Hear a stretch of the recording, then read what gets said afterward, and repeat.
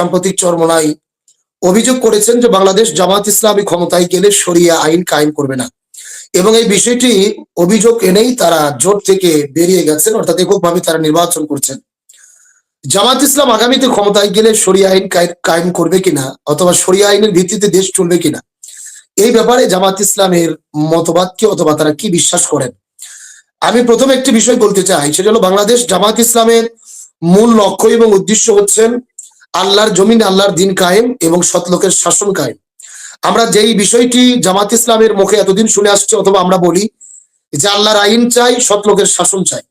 আল্লাহর আইন মানে হচ্ছেন শরিয়া আইন, আর সৎলোকের শাসন মানে হচ্ছেন দুর্নীতি মুক্ত, চাঁদাবাজ মুক্ত, সৎ ইনসাফপূর্ণ এমন শাসক যিনি শাসন করবেন, কোনো অন্যায় অপকর্মে লিপ্ত হবে না।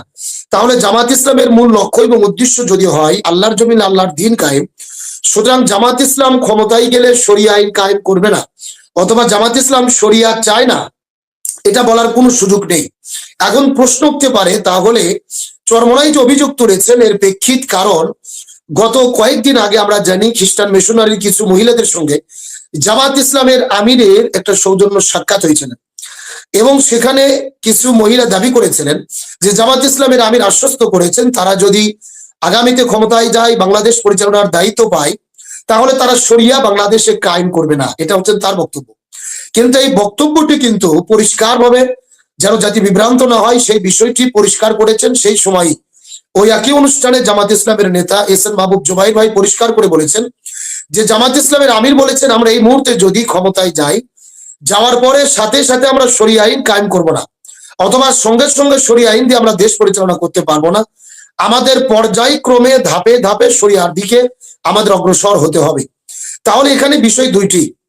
প্রথম নম্বর, জামাত ইসলাম শরিয়া আইন চায় না অথবা ক্ষমতায় গেলে শরিয়া আইন কায়েম করবে না, এটা একটি বিষয়।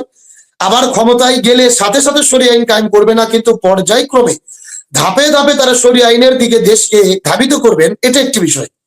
আমরা যদি রাসূল করিম সাল্লাল্লাহু আলাইহি ওয়াসাল্লামের জীবনের দিকে লক্ষ্য করি, তার কারণ রাসূলের মধ্যেই রয়েছেন আমাদের জন্য উত্তম আদর্শ। আল্লাহ তাআলা বলেন লাকাদ কানা লাকুম ফি রাসূলিল্লাহি উসওয়াতুন হাসানাহ, রাসূলের মধ্যেই রয়েছেন আমাদের সকলের জন্য উত্তম মডেল বা আদর্শ। আমরা যদি লক্ষ্য করি আল্লাহ সুবহানাহু ওয়া তাআলা রাসূল করিম সাল্লাল্লাহু আলাইহি ওয়াসাল্লামের উপর সর্বপ্রথম যখন কোরআন নাজিল করলেন, তিনি কিন্তু সাথে সাথে মক্কাতে কোরআন কায়েম করতে পারেনি, অর্থাৎ শরিয়া আইন তিনি মক্কার জমিনে চালু করতে পারেনি। আমরা দেখেছি 10 বছর পরে তিনি যখন মক্কা থেকে মদিনায় হিজরত করলেন, মদিনায় যাওয়ার পরে তিনি একটা পরিবেশের আলোকে মদিনাতে তিনি শরিয়া আইন চালু করেছেন। মদিনায় শরিয়া আইন চালু করার পরেও আমরা লক্ষ্য করেছি রাসূল করিম সাল্লাল্লাহু আলাইহি ওয়াসাল্লাম পবিত্র বাইতুল্লাহ কাবা ঘর আমাদের কিবলা, তারপরেও কিন্তু রাসূল বাইতুল্লাহর দিকে তাক করে নামাজ পড়েননি, অর্থাৎ বাইতুল্লাহকে কিবলা না করে বাইতুল মাকদাস অর্থাৎ মসজিদে আকসার দিকে কিবলা করে তিনি নামাজ আদায় করেছেন 17 মাস পর্যন্ত। যদিও আমাদের কিবলা হলেন বাইতুল্লাহ, কিন্তু রাসূল বাইতুল মাকদাসের দিকে 17 মাস কেন নামাজ আদায় করলেন, কেন বাইতুল মাকদাসকে কিবলা বানালেন, এর পেছনে হিকমত কি? হিকমত হলো সেই সময় মদিনার মানুষেরা বাইতুল মাকদাসের দিকে নামাজ পড়তেন, এই জন্য রাসূল সেটাকে মেনে নিয়ে 17 মাস পর্যন্ত বাইতুল মাকদাসের দিকে তিনি নামাজ আদায় করেছেন। তাহলে রাসূল করিম সাল্লাল্লাহু আলাইহি ওয়াসাল্লাম মদিনায় গিয়ে শরিয়া কায়েম করলেন, কিন্তু 17 মাস পরে বাইতুল মাকদাস পরিবর্তন করে আল্লাহ তাআলা হুকুম করলেন, তখন কিবলা পরিবর্তন করে আবার বাইতুল্লাহর দিকে ফিরে তিনি নামাজ আদায় করা শুরু করে দিলেন।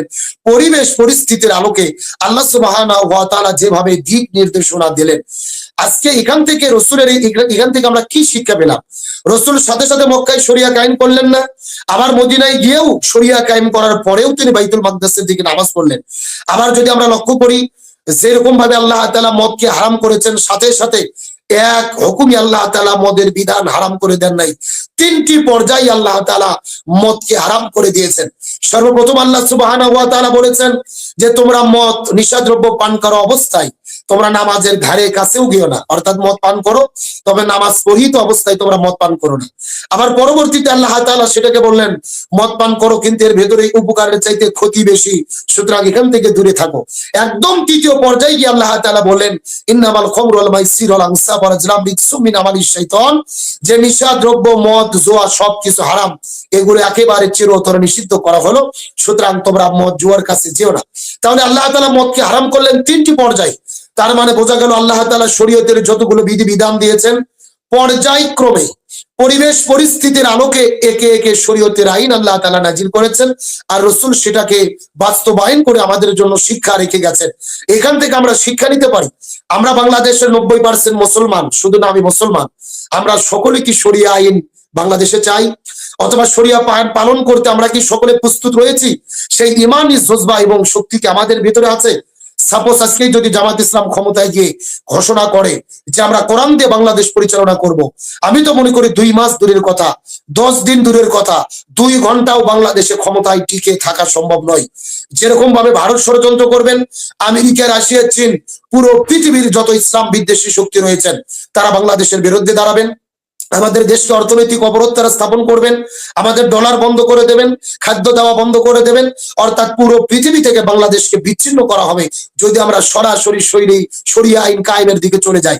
এখন সেই সময় আমরা এটাকে মোকাবেলা করব কিভাবে? আমরা যদি সরাসরি শরিয়া আইন সরাসরি ঘোষণা করলাম, ক্ষমতায় যাওয়ার পরেই অর্থনৈতিক অবরোধ আসার পরে আমরা মোকাবেলা করার মতো কি সক্ষমতা রয়েছে? তখন ষড়যন্ত্র হবে 2 দিক থেকে।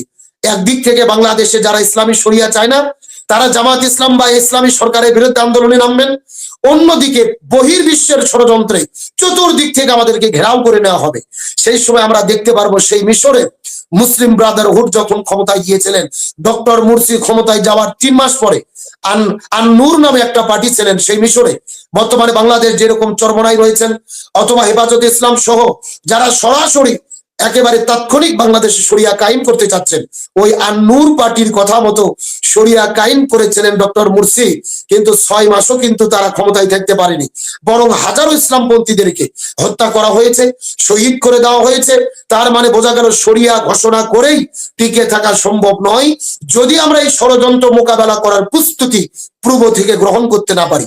আমাদের প্রশাসনে যদি লোক না থাকে, বিশেষ করে সেনাবাহিনীকে বহির্বিশ্ব থেকে ষড়যন্ত্র করে ক্ষমতা থেকে উৎখাত করা হয় যেভাবে মিশরে করা হয়েছে, আজকে আমরা সরাসরি শরিয়া আইন যদি ঘোষণা করতে চাই তাৎক্ষণিক, আমরা একটু গবেষণা করে দেখি না আমাদের বাংলাদেশ সেনাবাহিনীতে কত পার্সেন্ট লোক আমাদের ইসলামপন্থী আছে, অথবা সেনাবাহিনীর কত পার্সেন্ট লোক শরিয়া আইন বাংলাদেশে চায়?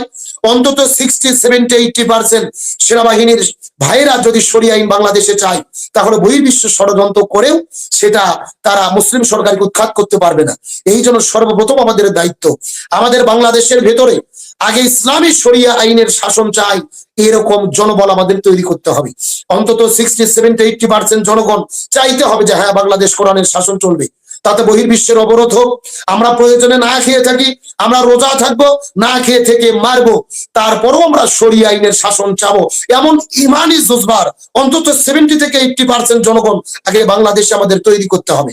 পাশাপাশি প্রশাসনিক ক্যাডার ভিত্তিক সেনাবাহিনী, পুলিশ, র্যাব, ডিজিবি, এনএসবি, পাশাপাশি আমাদের যত সচিবালয়ের সচিব বলেন, আমাদের বিভিন্ন প্রশাসনিক কর্মকর্তা বলেন, বাংলাদেশের মেরুদণ্ড আমলা যারাই বাংলাদেশ পরিচালনা করেন, এই প্রশাসনিক ক্যাডার ভিত্তিক অন্তত 70 থেকে 80% আমাদের ইসলামপন্থী মানুষ তৈরি করে নিয়োগ করতে হবে যারা বাংলাদেশের শরিয়া আইন চায়। যদি আমরা একদিকে জনগণ তৈরি করতে না পারি ইমানের শক্তিতে বলিয়ান করে, অন্যদিকে প্রশাসনিক ক্যাডার ভিত্তিক লোক তৈরি না করে আমরা যদি তাৎক্ষণিক ক্ষমতায় গিয়ে 151 সিটে বিজয়ী হয়ে শরিয়া আইনের ঘোষণা দেই, 2 ঘন্টাও আমরা বাংলাদেশের ক্ষমতায় টিকতে পারবো না। ওই মুসলিম ব্রাদারহুডের মতো হবে, আমাদেরকে জেলে ভরা হবে, ফাঁসিতে ঝুলিয়ে আমাদের হাজারো মানুষকে হত্যা করা হবে, আমাদের চেয়ে থেকে দেখা ছাড়া কোনো উপায় হবে না। এখন আমাদের প্রশ্ন আসতে পারে, তাহলে কি আমরা শরিয়া আইন চাবো না?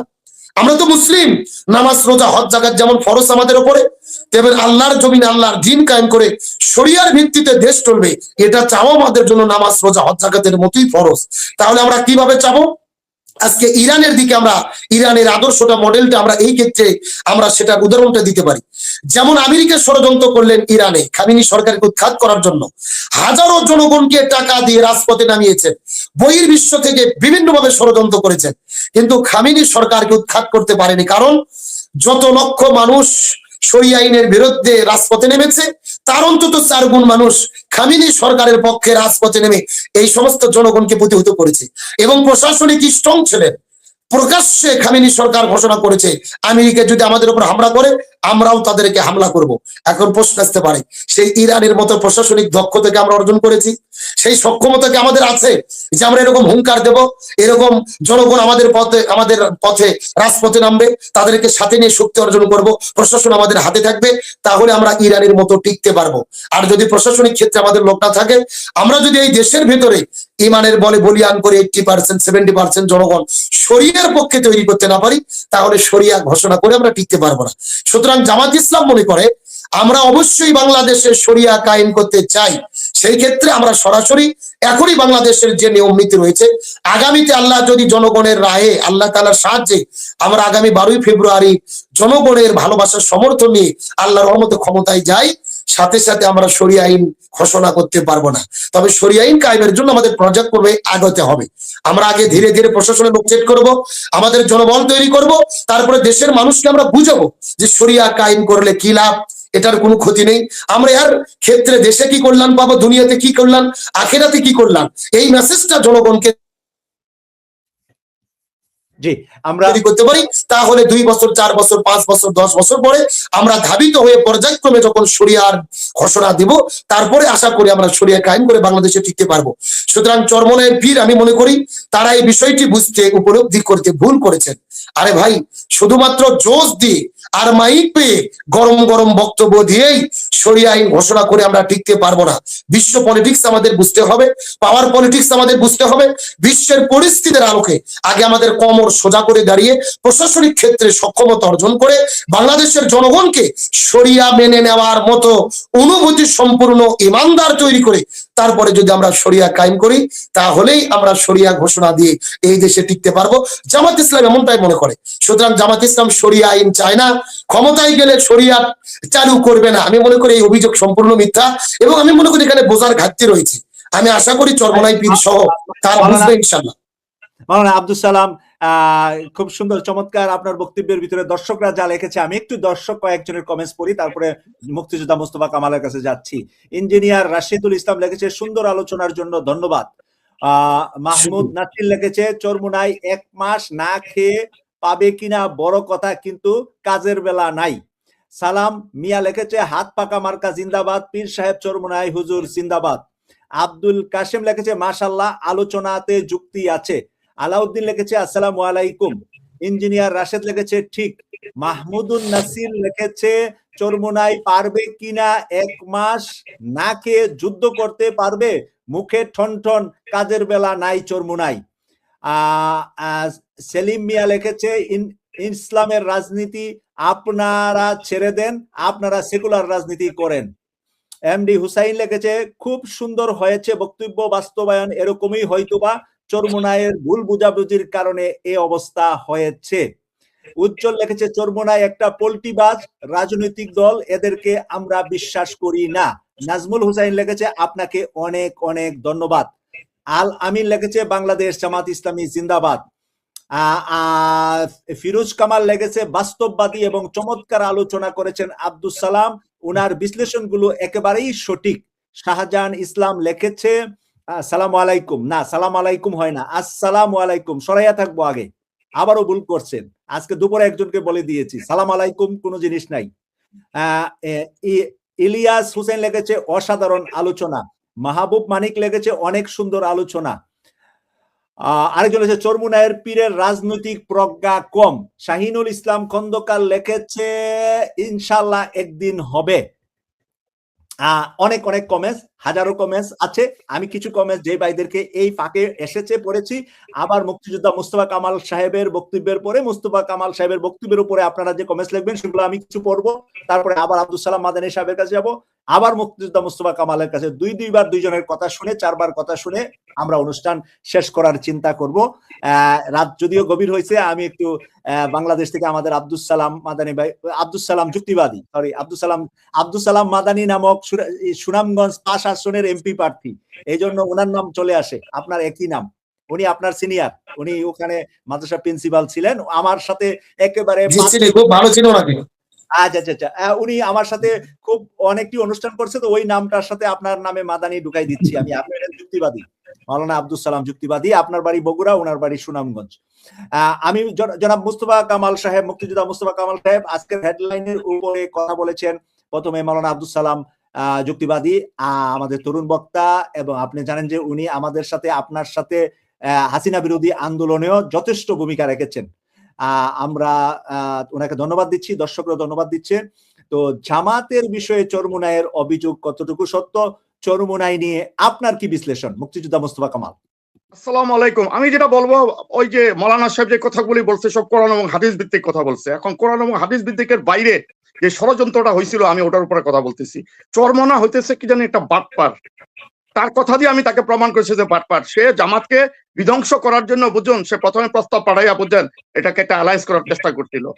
যখন দেখছে বুঝছেন 11th আওয়ারে যাইয়া বুঝছেন তার চিরা ভিজে নাই, তখন সে বিভিন্ন ধরনের বুঝছেন মানে প্রবলেম সে অ্যারাইজ করতেছে, এটা হইতেছে, ওইটা হইতেছে, এটা হইতেছে। যেখানের ভিতরে জামাতে ইসলামের প্রথম ম্যানিফেস্টো হচ্ছে আল্লাহর ভূমিতে আল্লাহর দিন কায়েম হবে। আল্লাহর দিন যখন কায়েমই হয় তখন পুরা কোরআন পুরা শরিয়া চলে আসতেছে ওটার মধ্যে, দ্বিতীয় কোনো কথা আর চলে না। আর এই লোক যে একটা বাটপার, সে যে রয়ের টাকা খায় নামছিল, যখন দেখছে বুঝছেন কি আপনার এই চরমনে কি বদনাম করছে জামাত সম্বন্ধে, সারা জীবন কি খারাপ কথা বলে গেছে, যখনই সে বুঝছেন জামাতকে অ্যালায়েন্সে নিল, তখন আল্লাহর কসম খেয়ে বলি ভাই আমি মিথ্যা কথা বলতেছি না, আমার ভিতরে একটা সাসপেনশনের উৎপত্তি হয়েছিল। যেটা কারণ কি, সে কেন জামাতকে টানতেছে, হোয়াট ইজ দ্য কজ? তার ইচ্ছা ছিল জামাতের মুখ দিয়ে বের করাবে, শরিয়া আইন তারা চালু করবে। যখনই এটা বের করাবে বুঝছেন, তখনই পৃথিবীর কাছে বা তার যেসব চাচারা আছে চাচাদের কাছে বলবে যে দেখছো দেখছো কি করতেছে, পুরা বাংলাদেশের মানুষ বুঝছেন এটার বিপক্ষে খেপা যাবে। তার কারণ হচ্ছে বাংলাদেশের মানুষ এই জন্যই খেপবে, তারা কিন্তু মুসলমান দাবি করতেছে, মুসলমান বলতেছে, নামাজ রোজা বা হজ কিছু কিছু করতেছে, কিন্তু ওইটার যে ম্যাক্সিমাম অ্যাপ্লিকেশনটা কি, কেমনে করতে হয়, ওইটা তারা জানে না। একটা লোহাকে যদি আপনি ইচ্ছা করেন লগে লগে কিন্তু আপনি ছুরি বানাইতে পারবেন না, ওটাকে গরম করতে হবে, ওটাকে পিটাইতে হবে, ওটাকে ফরম্যাটে ফালাইতে হবে, এরপরে ছুরি বাইরে আসবে। তো জামাতের যে পলিসিটা হচ্ছে ওই পলিসিটা, প্রথমে ব্যক্তি কেন্দ্রিক বুঝছেন শরিয়ার ব্যবহারটা তারা নিজেদের উপর করতেছে, পরবর্তীতে আস্তে আস্তে করতে করতে এমন এক পর্যায়ে যাবে ওইটাকে বুঝছেন আপনার পুরা শরিয়াটাকে বুঝছেন ইয়া করবে, আপনার ফরম্যাট করে দিবে ইসলামিক শরিয়ার মধ্যে। জামাতি যখনই এটা টের পাইলো তখনই সে বুঝছেন ওটা থেকে বেরিয়ে বললো কি আমাকে ওই আসন দাও, আমাকে ওই আসন দাও, ওই আসন দাও। 100 আসন চায়, তার চেহারা দেখছে সে যে 100 আসন চায়, সে তার চেহারা দেখছে সে 100 আসন চায়, যে কি মনে করে চায় 5 ভোট পাবেনি, 5 ভোট পাবে, 2টা বা 3টার উপরে যদি সিট এবার পায় না, তাহলে আমি কোনোদিন আপনার টক শোতে আসবো না। ভাই একটা জিনিসের দাম আছে, প্রত্যেকটা জিনিসের একটা ভ্যালু আছে।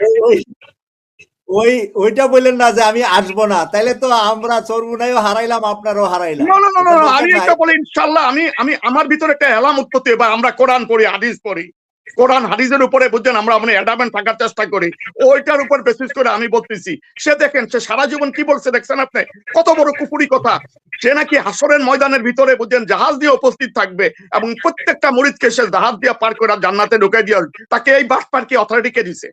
এই বাটপারকে এই অথরিটি কোথায় থেকে এই বাটপার পাইছে? যেখানে আল্লাহ তাআলা সূরা সাবার ভিতরে বলছে, 34 নম্বর সূরার ভিতরে বলতেছে, as those day nobody can do any intercession except the gracious Allah has given permission। অর্থাৎ এখানে এরশাদ